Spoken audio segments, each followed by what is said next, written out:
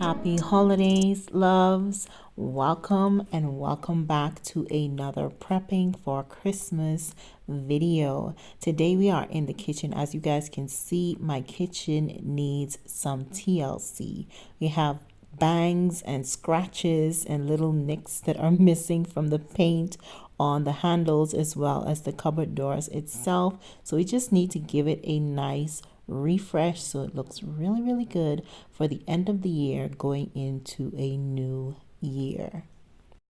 We're also going to be back in this cupboard again, trying to organize these pots and pans. Y'all know that we tried to do something earlier on by just adding this little contraption. That's not working. I want to go ahead and utilize the space much more. So look forward to that as well in this video.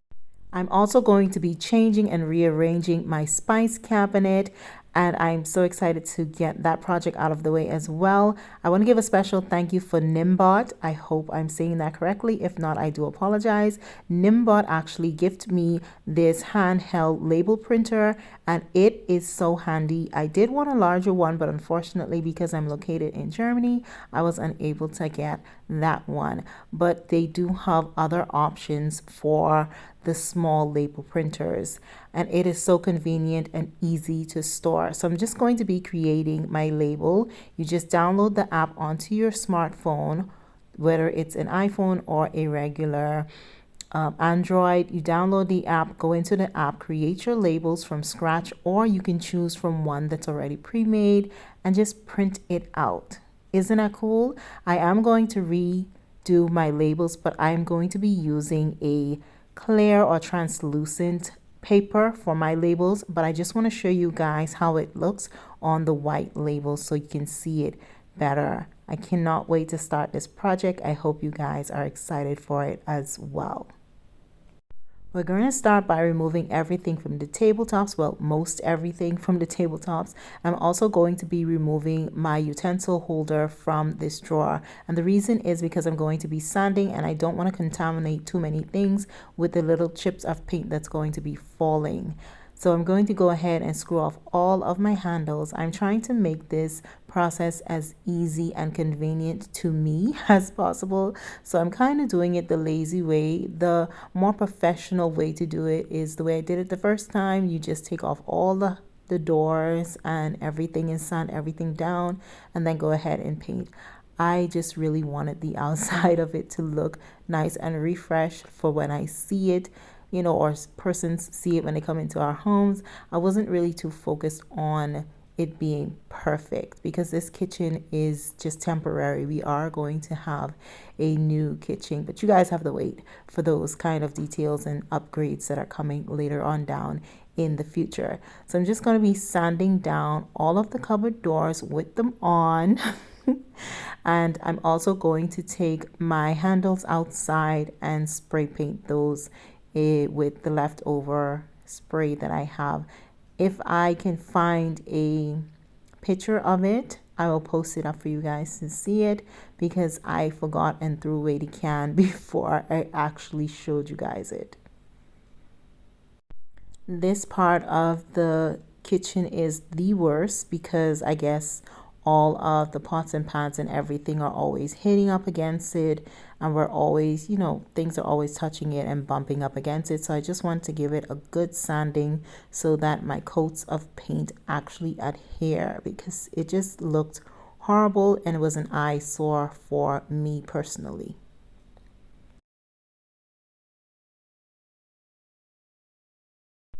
As you can see, the paint at the bottom is coming up very easily. That's because it wasn't even holding on to much, I guess. But I'm going to sand it down really good so that it is stuck to the boarding this time, because you guys know when it comes to kitchen cabinets, they have that weird layer on top. I don't know what it's called exactly, but it's a weird finish, and that can be hard to repaint if you're painting over a kitchen. So I'm going to sand it down and hopefully it performs better this go around.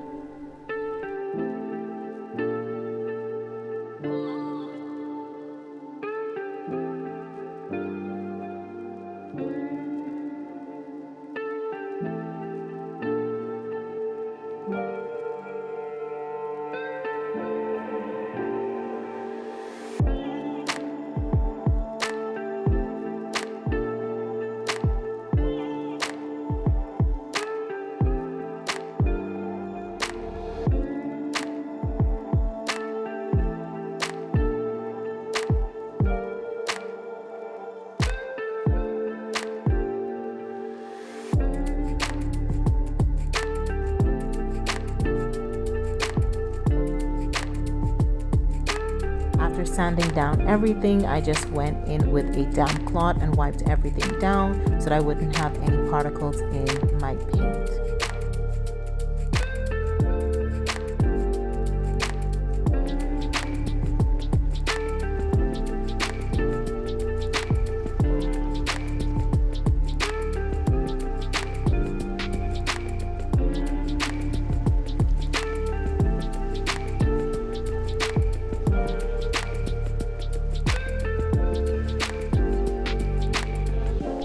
Because I use this paint tray for a lot of different projects, all I do is add a piece of foil to it, and that helps me to continuously use it for different projects without having to go out and repurchase or purchase new paint trays. So just a little hint to you guys, if you do a lot of projects and you do use paint trays, just line it with some foil. It's very convenient. You take the foil on afterwards and throw it away, rinse out your tray, and you're good to go.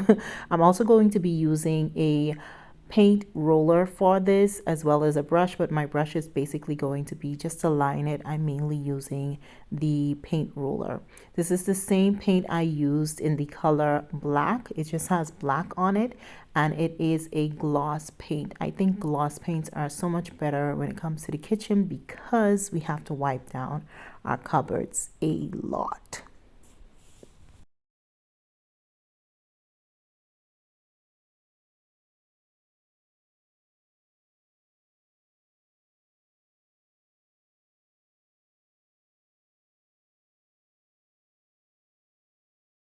So I did go in with very thin layers of paint because I wanted to give this 2 coats or more if it was needed, but I only gave it 2 coats of paint, and I made sure that they were very, very thin because I didn't want the cupboard to look like it was repainted. I just wanted to look refreshed, if that makes sense.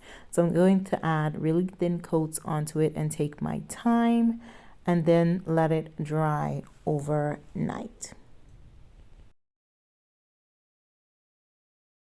Do you guys have any special projects that you're trying to finish before December or that you're trying to finish before Christmas? Write it in the comment section down below. I would love to know.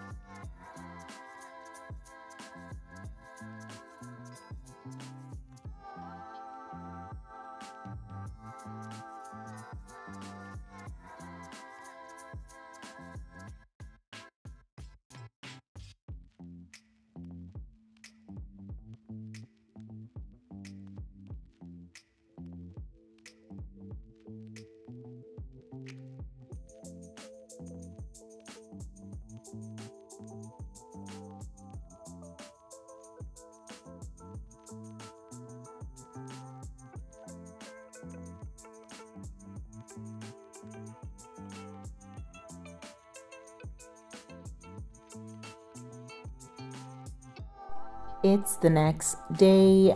We did not touch the kitchen at all yesterday, which was awesome. We just allowed everything to dry. Now I'm going to be tackling this project of trying to utilize the space in this cabinet as best as we can.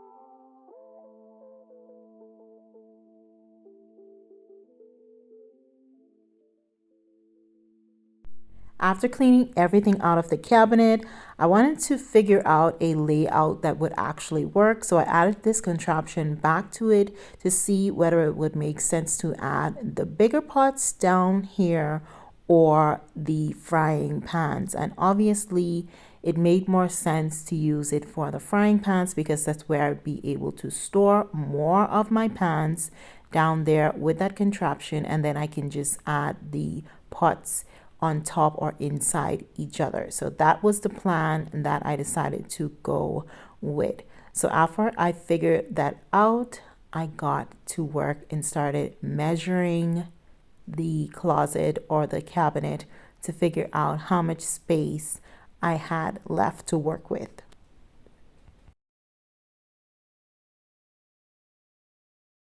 After all of our measuring and whatnot, we made our marks, and hubby went in and drilled the holes in the cupboard for me. I did save some little tiny hooks from a previous closet that we had. It was actually our TV closet that we had.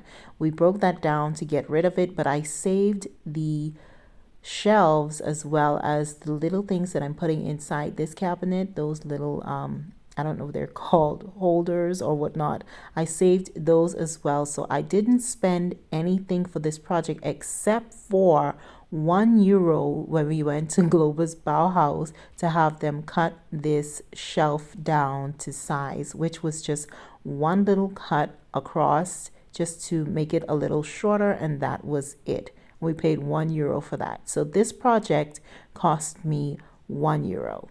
Love it.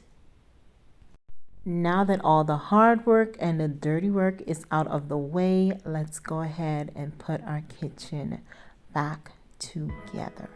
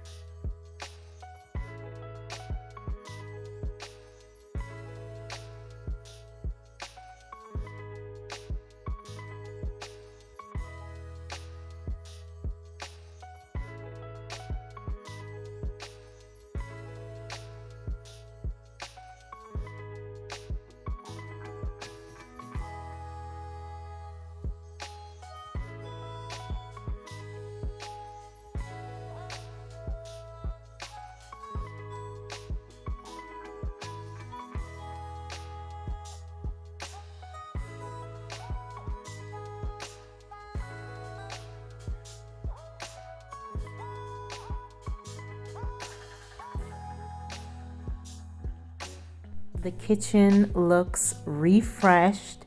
The cabinet actually makes sense. I'm so glad that I finally decided to go ahead and just put everything together so that we can utilize that space so much better. And I absolutely love it. The kitchen feels amazing when I'm in there cooking. I'm not annoyed by the little cuts and nicks and bangs all over my paint. It just feels great. I hope you guys enjoyed this video. If you did, please remember to give your girl a big thumbs up. Also subscribe if you have not as yet, and I will see y'all in the next one. Until then, Auf Wiedersehen.